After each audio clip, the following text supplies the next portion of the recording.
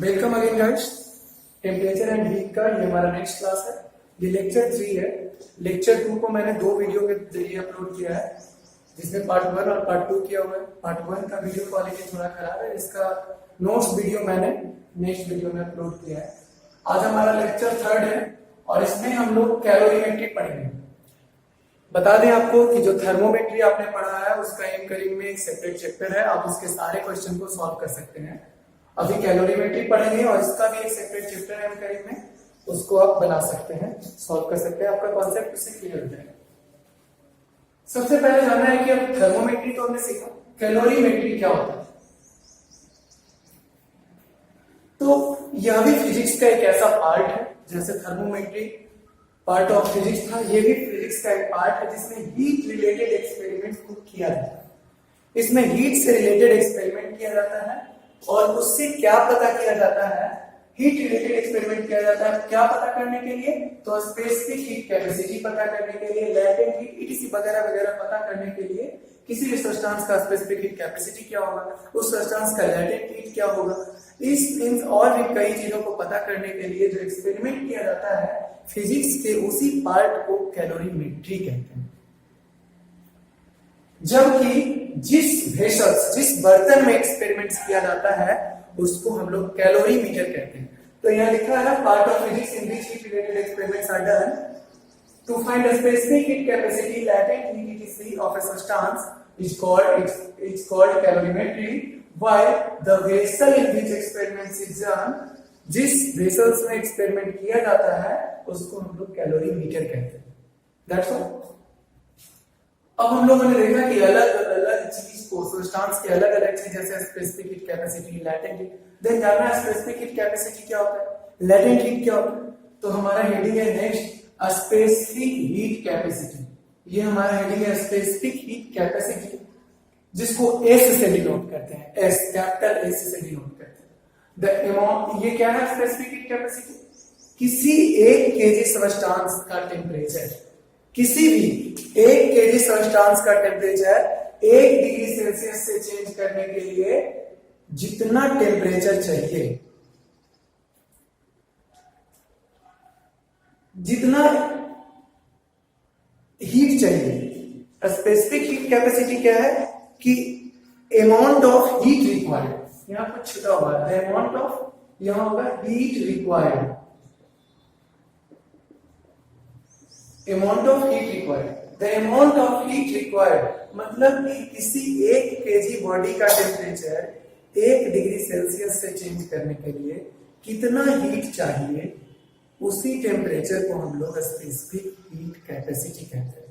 Means कोई 1 KG का substance है, इसका टेम्परेचर 1 डिग्री सेल्सियस से बढ़ाने के लिए कितना हीट देना पड़ेगा, उस हीट को स्पेसिफिक हीट कैपेसिटी कहते हैं। या कोई 1 केजी का सब्सटेंस है, इसका टेम्परेचर 1 डिग्री सेल्सियस कम करने के लिए इससे कितना हीट निकालना पड़ेगा, उसको उसका स्पेसिफिक हीट कैपेसिटी कहेंगे।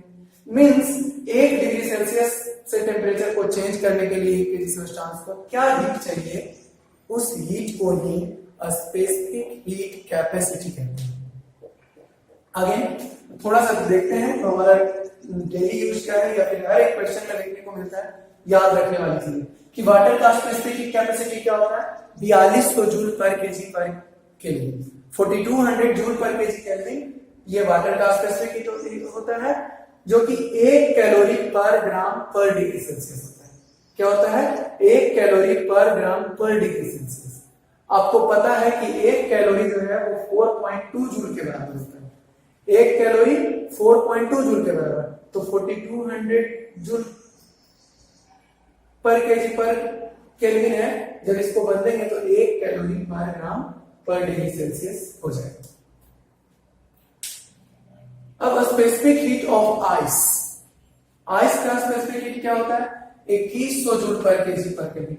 याद रखना बहुत इजी, वाटर का आधा होता है आइस का, वाटर का 4200 जूल पर केजी पर केल्विन और आइस का 2100 जूल पर केजी पर केल्विन। यहां हम लिख दिए एसआई यूनिट है, जूल पर केजी केल्विन क्या है, स्पेसिफिक हीट कैपेसिटी का एसआई यूनिट है, इसलिए सारे को जूल पर केजी पर केल्विन में लिखा जा रहा है। और एक अदर यूनिट कैलोरी पर ग्राम पर डिग्री सेल्सियस भी है, जब 2100 जूल पर केजी पर केल्विन को कैलोरी ग्राम पर डिग्री सेल्सियस में बदलते हैं तो 0.5 कैलोरी पर ग्राम पर डिग्री सेल्सियस होता है। दैट मीन्स अब स्टीम का आते हैं specific heat capacity of steam, तो याद रखना है 0.46 कैलोरी पर ग्राम पर डिग्री सेल्सियस।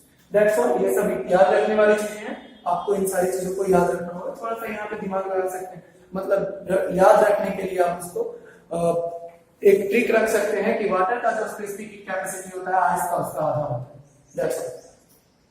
अब हम फॉर्मूला एक डिराइव करते हैं कि यदि किसी सब्सटेंस का स्पेसिफिक हीट कैपेसिटी S है, किसी सब्सटेंस का स्पेसिफिक हीट कैपेसिटी S है, तो स्पेसिफिक हीट कैपेसिटी क्या कहता है कि 1 केजी को 1 डिग्री सेल्सियस से बदलने के लिए जो लगता है वो स्पेसिफिक हीट कैपेसिटी।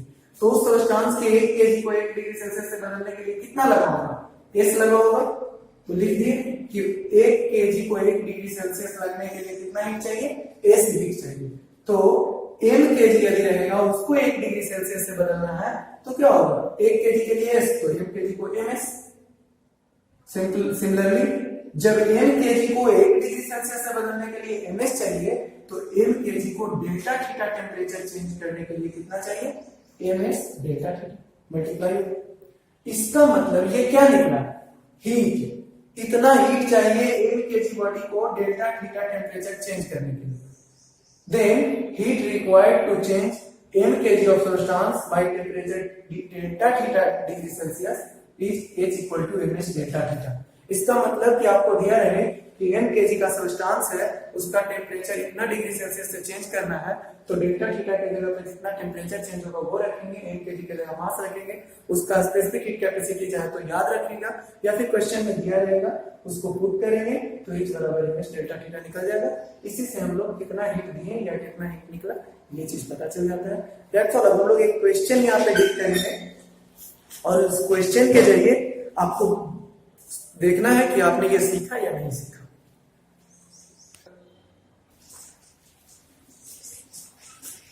ये क्वेश्चन है, क्वेश्चन को पहले समझ लेंगे। Find the amount of heat required, कितना हीट चाहिए to change the temperature of 5 kg of water. 5 kg पानी को का टेम्परेचर 10 डिग्री सेल्सियस से 25 डिग्री सेल्सियस तक लाने में कितना हीट चाहिए?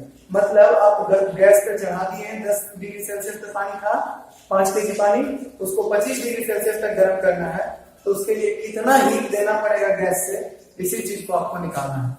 आप इसको बनाइए, सॉल्व कीजिए, वीडियो पॉज करके आप इसको सॉल्व करेंगे। उसके बाद आपको यदि दिक्कत हो तो फिर प्ले करके आप इसका सॉल्यूशन देख सकते हैं। अब आइए हम लोग देखते हैं यहाँ पर सॉल्यूशन इस क्वेश्चन का। फॉर्मूला तो आप लोगों ने देखा ही, बहुत इजी फॉर्मूला है, H equal to ms delta theta. ये हमारा फॉर्मूला है, इसी फॉर्मूला पे रखना है, बस दिमाग में रखना है कि यूनिट का क्या है। तो टेम्परेचर दिया हुआ है सेल्सियस में और मास दिया हुआ है केजी में, तो चाहे तो आप सेल्सियस को केल्विन में बदल लीजिए और चाहे तो मास को ग्राम में बदल लीजिए। सेल्सियस को केल्विन में बदलने से ज्यादा आसान इस क्वेश्चन में ग्राम को केजी में बदल लेना है, क्योंकि आप पढ़े थे कि specific heat of water calorie पर ग्राम पर डिग्री सेल्सियस में उसका मान 1 होता है, तो गुना भाग करने से हम बचेंगे, इसलिए डिग्री सेल्सियस में ही रहने देंगे, मास को बस ग्राम में बदल देंगे। सबसे पहले ध्यान जानना है H में m हमको पता है, मास कितना है 5 kg, तो उसको ग्राम में बदल लेंगे 5000 ग्राम। S पता है स्पेसिफिक हीट ऑफ वाटर क्या होता है 1 कैलोरी पर ग्राम पर डिग्री सेल्सियस। डेल्टा थीटा नहीं पता है, तो टेम्परेचर 10 डिग्री सेल्सियस से 25 डिग्री सेल्सियस हुआ, तो चेंजेस कितना था वो 25 माइनस 10 15 डिग्री सेल्सियस, ये निकल गया हमारा डेल्टा थीटा। अब फॉर्मूला पर रखते हैं H इक्वल टू मास, तो मास 5 kg है, उसको ग्राम में बदले तो 5 गुना 1000 ग्राम, S 1 कैलोरी पर ग्राम पर डिग्री सेल्सियस और डेल्टा थीटा का मान निकला 15 डिग्री सेल्सियस। अब हमारा क्या है, ग्राम से पर ग्राम कट गया, डिग्री सेल्सियस से डिग्री सेल्सियस कट गया पर डिग्री सेल्सियस, बचा क्या कैलोरी 5 5000 into 15 75,000, तो इतना कैलोरी हो गया, 75,000 कैलोरी हीट देना पड़ेगा चेंज करने के लिए। अब हम लोग एक चीज और है, अगला हमारा जो पॉइंट है कि एम करीम से क्वेश्चन नंबर 7 को आप बनाएंगे तो इसी स्पेसिफिक हीट कैपेसिटी का वो क्वेश्चन है, आप इसको भी इजीली बना सकते हैं, थोड़ा सा उसमें मेहनत करना होगा। आगे हम लोग हीट कैपेसिटी पढ़ेंगे, स्पेसिफिक हीट कैपेसिटी नहीं, हीट कैपेसिटी। और भी बहुत सारा चीज वाटर इक्विवेलेंट ऑफ बॉडी, तो ठीक है नेक्स्ट वीडियो इसको उतार लेंगे और बात करेंगे। अभी हम लोगों ने स्पेसिफिक हीट कैपेसिटी को पढ़ा, उस पर एक क्वेश्चन भी देख लिया। अब स्पेसिफिक हीट कैपेसिटी में से यहाँ स्पेसिफिक लाइन नया टर्म है हीट कैपेसिटी। हीट कैपेसिटी क्या होता है? जस्ट स्पेसिफिक हीट कैपेसिटी ही है। हीट कैपेसिटी में बस ये चीज मिस है कि ये भी अमाउंट ऑफ हीट रिक्वायर्ड है, इसमें भी यही चीज है कि कितना हीट चाहिए किसी भी बॉडी का टेम्परेचर 1 डिग्री सेल्सियस से बढ़ाने के लिए। याद कीजिए वहां क्या था, किसी बॉडी के 1 केजी मास का टेम्परेचर 1 डिग्री सेल्सियस से बढ़ाने के लिए जो हीट लगता है उसको स्पेसिफिक हीट कैपेसिटी कहते हैं। यहाँ मास से कोई लेना देना नहीं है। किसी बॉडी का टेम्परेचर 1 डिग्री सेल्सियस से बढ़ाने के लिए जितना हीट चाहिए वह हीट उस बॉडी का हीट कैपेसिटी कहलाता है। वह हीट उस बॉडी का हीट कैपेसिटी कहलाता है। तो उसका भी फॉर्मूला डिराइव करते हैं कि चूंकि 1 केजी को 1 डिग्री सेल्सियस से बढ़ाने के लिए जो हीट लगता था उसको स्पेसिफिक हीट कैपेसिटी कहते हैं। तो 1 केजी के जगह पे कोई बॉडी है तो मान लिया m केजी का है, तो m केजी को 1 डिग्री सेल्सियस से बढ़ाने के लिए कितना लगेगा? ms। तो हीट कैपेसिटी बराबर क्या हो जाएगा? m इंटू s, ms, जिसका SI यूनिट होगा जूल पर केल्विन, जूल पर केल्विन। ठीक है, बस यही छोटा सा ये टॉपिक था heat capacity, specific heat capacity पहले पढ़ लिया। अब है नया topic water equivalent of a body. नाम है वाटर इक्विवेलेंट। वाटर इक्विवेलेंट नाम में छिपा हुआ है कि पानी का क्या मात्रा, वाटर का इक्विवेलेंट क्या होगा। इक्विवेलेंट समझते हैं, समतुल्य। तो water equivalent of a body समझते हैं क्या है? Amount of water which requires as much as heat, as much as heat as is required by the body to produce same changes of temperature is called water equivalent of a body। किसी body का temperature जितना हम change कर रहे हैं, मान लिया 5 degree, किसी बॉडी का टेम्परेचर 5 डिग्री सेल्सियस से चेंज कर रहे हैं। ये बॉडी है, इसका टेम्परेचर अभी 15 डिग्री सेल्सियस पे 20 डिग्री सेल्सियस पे अभी है, और इसका टेम्परेचर हम कर रहे हैं 25 डिग्री सेल्सियस। मतलब चेंज कितना का कर रहे हैं? 5 डिग्री सेल्सियस। तो इस बॉडी का टेम्परेचर 5 डिग्री सेल्सियस चेंज करने के लिए कुछ ना कुछ हीट चाहिए। तो इसका टेम्परेचर 5 डिग्री सेल्सियस से चेंज करने के लिए कितना हीट चाहिए और कितना पानी लेंगे कि उसका टेम्परेचर 5 डिग्री सेल्सियस से चेंज करने के लिए उतना ही हीट चाहिए, तो उस अमाउंट ऑफ वाटर को वाटर इक्विवेलेंट कहेंगे। यानी किसी बॉडी के इक्विवेलेंट कितना पानी ले कि इसके टेम्परेचर को भी उतना ही चेंज करने के लिए उतना ही हीट लगे जितना वाटर के टेम्परेचर को सेम अमाउंट में चेंज करने के लिए उतना ही हीट लगे। That's all. समझ में आ जाना चाहिए कि water equivalent of a body यही है कि इक्वल अमाउंट ऑफ वाटर उस बॉडी के टेम्परेचर को उतना ही चेंज करने के लिए वाटर के कितने मात्रा को, सॉरी ये कोई बॉडी है, ये वाटर है, ठीक, इसका टेम्परेचर हम लोग जितना से चेंज कर रहे हैं इसका भी टेम्परेचर उतना ही से चेंज कर रहे हैं। तो इस पानी का कितना मात्रा होगा कि दोनों को बराबर हीट में बराबर चेंजेस हो रहा है टेम्परेचर को। तो ये पानी का जो मात्रा है ये इस बॉडी के लिए वाटर इक्विवेलेंट है। That's clear. Required by the body, यही है द अमाउंट ऑफ वाटर, पानी का वैसा मात्रा जो जरूरत हो जिसको उतना ही हीट की जरूरत हो जितना इस बॉडी को हो इक्वल अमाउंट ऑफ टेम्परेचर को बढ़ाने या घटाने के लिए। तो उसी अमाउंट ऑफ वाटर को हम लोग water equivalent of a body कहते हैं।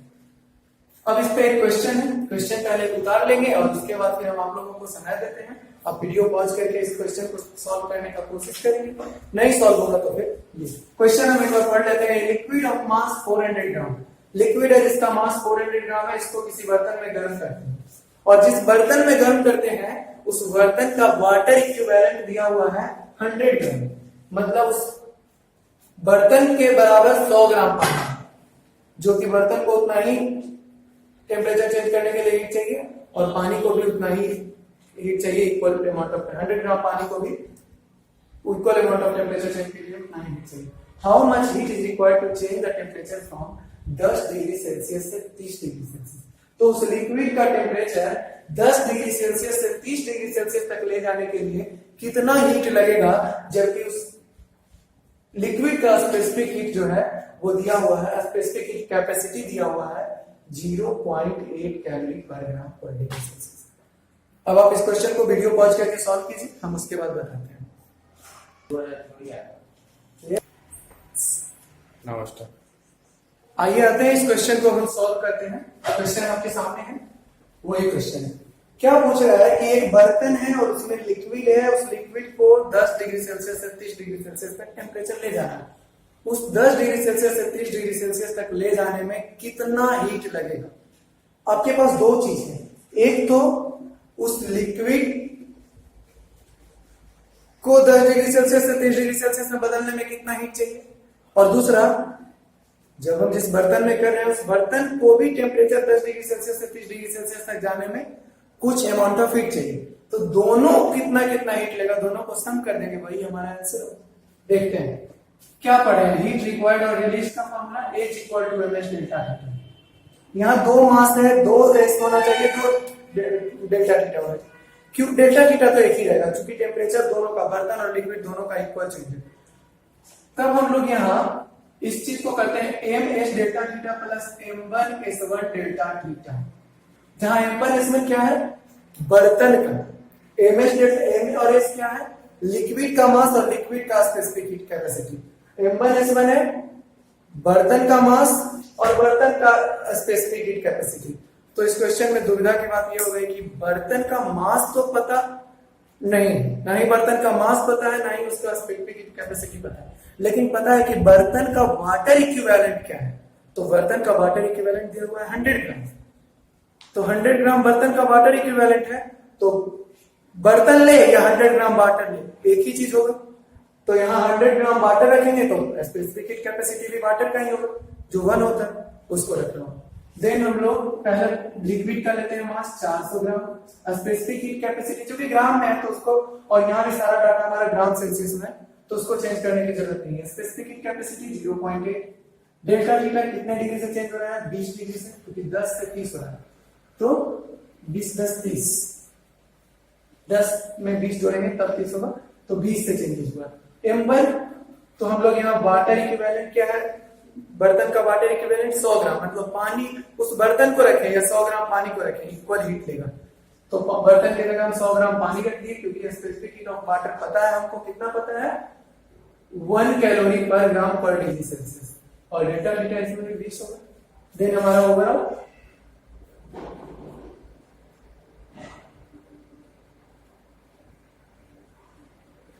6400 प्लस 2000, 8400 क्या हो जाएगा, कैलोरी। इतना हीट चाहिए। That's all.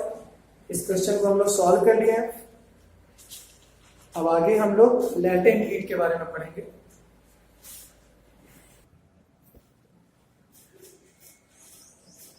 अभी हम लोगों ने पढ़ा स्पेसिफिक हीट कैपेसिटी और स्पेसिफिक हीट के बारे में, इसके बाद water equivalent of a body. अब हमारा नया टॉपिक है लैटेंट हीट। पहले लैटेंट हीट ऑफ फ्यूजन और उसके बाद latent heat of vaporisation. Class 10th 9th में हम लोगों ने लैटेंट हीट के बारे में पढ़ा था। जो बिहार बोर्ड से होंगे उन्होंने हिंदी में यदि पढ़ा होगा तो गुप्त उष्मा नाम से पढ़े होंगे। लैटेंट का मतलब होता है छिपा हुआ, गुप्त का मतलब भी छिपा हुआ। दैट मीन्स वैसा हीट जिसका पता ना चले, जो छिपा हुआ हीट। जैसे कि आप लोग सोचते होंगे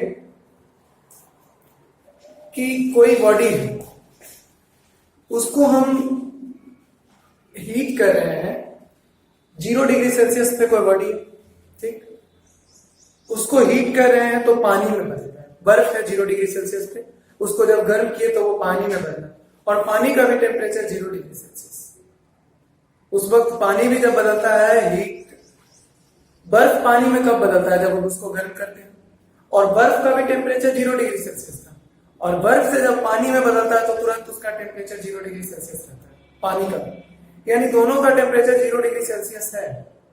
दैट मीन्स कि हम जो हीट दिए वो हीट कहां गया, उसी हीट, वही जो हीट छिप गया जिसका कुछ पता नहीं है। एक्चुअली हीट देने से टेम्परेचर बढ़ना चाहिए, किसी भी बॉडी में यदि हम हीट दे रहे हैं तो उसका टेम्परेचर बढ़ना चाहिए। लेकिन यहाँ हम 0 डिग्री सेल्सियस पे कोई बर्फ है और उसको हीट दिए, फिर भी उसका टेम्परेचर नहीं बढ़ा। पानी में तो बदल गया, लेकिन पानी का भी टेम्परेचर 0 डिग्री सेल्सियस है। तो हीट दिए, वो हीट टेम्परेचर को नहीं बढ़ाया, इसलिए इस हीट का नाम है लैटेंट हीट, छिपा हुआ है, छिप गया। अब ये दो नाम से जाना जाता है, लैटेंट हीट ऑफ फ्यूजन और लैटेंट हीट ऑफ वेपोराइजेशन। क्योंकि दो जगह है। लैटेंट हीट ऑफ फ्यूजन जो अभी हम बताएं कि मेल्ट करते हैं, तो इसका देखिए, amount of heat required to melt 1 kg of solid at its melting point. किसी भी सॉलिड के मेल्टिंग पॉइंट पर उसके 1 kg मास को पिघलाने के लिए कितना हीट चाहिए, उस हीट को लैटेंट हीट ऑफ फ्यूजन कहते हैं। फ्यूजन नाम इसलिए है क्योंकि सॉलिड जो है आपस में एक दूसरे से मजबूती से जुड़े होते हैं और वो हीट उसी मजबूती को तोड़ने में खत्म हो जाता है, इसलिए इस हीट का नाम है लैटेंट हीट ऑफ फ्यूजन। तो amount of heat required to melt 1 kg of solid at its melting point is unit is latent heat of fusion. 1 kg body को उसके मेल्टिंग पॉइंट पर पिघलाने के लिए जितना हीट देना पड़ता है, उसी हीट को लैटेंट हीट ऑफ फ्यूजन कहते हैं। तो देखेंगे 1 kg को यदि हम पिघला रहे हैं तो LF latent heat of fusion लग रहा है, तो m kg को हीट कितना लगेगा, mLF लगेगा। इसलिए m kg बॉडी के लिए, m kg मास के लिए हीट जो होता है लैटेंट हीट ऑफ फ्यूजन, जो हीट जो लगता है उसको m kg बॉडी को पिघलाने के लिए कितना हीट चाहिए, तो वो m इंटू LF चाहिए। और आइस का LF होता है 80 कैलोरी पर ग्राम। यदि इसको जूल पर केजी में बदले तो 3.36 into 10 to the power 5 joule per kg. आगे बढ़ते, जैसे लैटेंट हीट ऑफ फ्यूजन पर वैसे ही लैटेंट हीट ऑफ वेपोराइजेशन, इसमें भी वही चीज है। Amount of heat required to boil, वहां था पिघलाने के लिए, यहाँ है उबालने के लिए। क्योंकि वेपोराइजेशन वेपर में बदलना है, तो वेपर में कब बदलता है, जब हम उबालते हैं। तो 1 kg लिक्विड को उसके बॉइलिंग पॉइंट पर उबालने के लिए कितना हीट चाहिए, उस हीट को हम लोग कहते हैं latent heat of vaporisation.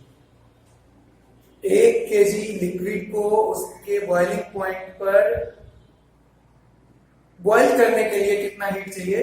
Boiling point पे बॉईल करने का मतलब कि कोई भी बॉडी बॉइलिंग पॉइंट पे तो बॉईल करता ही है, बॉइलिंग पॉइंट से ज्यादा टेम्परेचर करेंगे तभी वो बॉईल करेगा। तो हमको बॉइलिंग पॉइंट पर बॉईल करने के लिए कितना हीट चाहिए, उसी को कहते हैं latent heat of vaporisation. 1 kg body को बॉईल करने के लिए LV चाहिए हीट, तो m kg के लिए कितना हीट चाहिए, mLV। तो यदि कोई पूछे कि m kg बॉडी है, उसका लैटेंट हीट ऑफ वेपोराइजेशन दिया हुआ है, तो कितना हीट चाहिए उसको बॉईल करने के लिए, तो आप यहाँ से निकाल लेंगे। वाटर का 540 कैलोरी पर ग्राम होता है, जिसको जूल पर केजी में बदलेंगे तो 2.25 into 10 to power 6 joule per kg.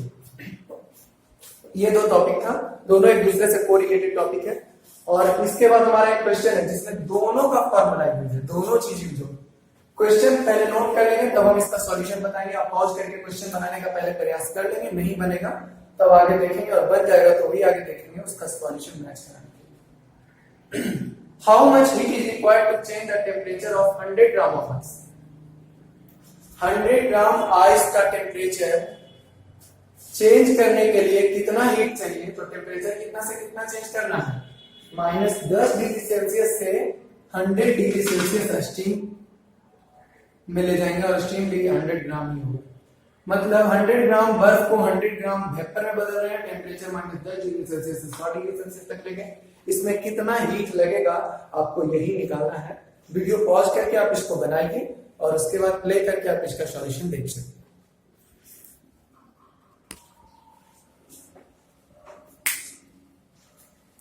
ये हमारा क्वेश्चन था कि -10 डिग्री सेल्सियस पे कोई बर्फ है, 100 ग्राम बर्फ है, उसको 100 डिग्री सेल्सियस पर स्टीम में ले जाने में 100 ग्राम स्टीम रखना है, कितना टेम्परेचर चाहिए। देन इसको इसका सॉल्यूशन यहाँ पे देखते हैं। सबसे पहले 100 ग्राम आइस है, -10 डिग्री सेल्सियस। जब इसको हम कुछ हीट देंगे, मान लिया H1 हीट देंगे, तो ये पहुंच जाएगा 0 डिग्री सेल्सियस पे, और 0 डिग्री सेल्सियस पर भी बर्फ ही रहेगा। तो H1 होगा 0 डिग्री सेल्सियस पर। यहाँ पर इसका स्टेज चेंज नहीं हो रहा है, बस टेम्परेचर चेंज हो रहा है, -10 से 0।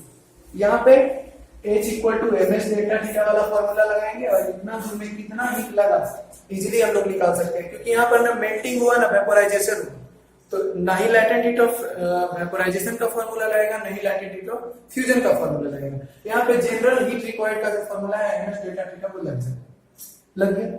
अब है कि 0 डिग्री सेल्सियस पे आइस पहुंच गया था, अब उसको थोड़ा और गर्म करेंगे और हीट देंगे ना, तो 0 डिग्री सेल्सियस पर ही रहेगा, टेम्परेचर 0 डिग्री सेल्सियस ही रहेगा, लेकिन वो बदल जाएगा पानी में।